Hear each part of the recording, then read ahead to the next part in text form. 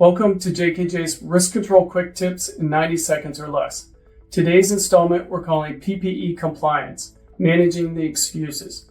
Andy, give us your quick take on how to manage PPE excuses by stopping them before they start.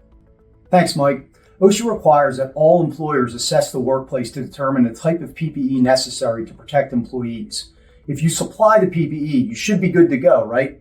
Not so. Most PPE programs come with an array of excuses that lead to non-compliance. Let's start with two that have always rubbed us the wrong way. Number one, no way am I wearing steel toe shoes. The steel toe will cut my toes off if it runs over by something really heavy. I'm sure that's happened before, but I'm also sure that whatever crushed the steel would have demolished the toes anyway. Number two, I never wear a seatbelt in the back seat of a car. Lap belts cause stomach injuries. That may be somewhat true, but consider the alternative.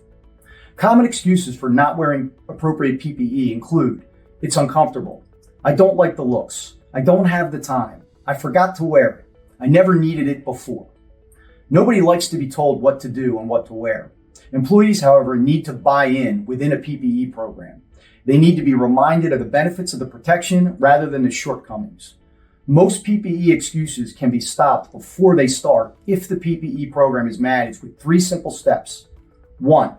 Get frontline staff and the safety committee members involved in selection of PPE options. This helps create buy-in to the process and should significantly impact compliance. 2. Train employees on the benefits of PPE, how to properly use and care for it, and the consequence of non-compliance. 3. Manage and enforce the PPE program using disciplinary action if positive reinforcement efforts fall short. When training on PPE, it can be impactful to use the company PPE hazard assessment. When doing so, remind those being trained that their fellow employees helped select PPE that they will be wearing. Lastly, listen to employee feedback on PPE, as some of it can be constructive criticism and not empty excuses.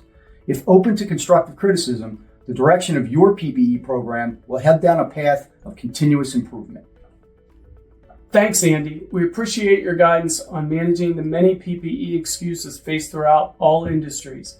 We look forward to seeing you again soon for another JKJ Risk Control Quick Tip in 90 seconds or less.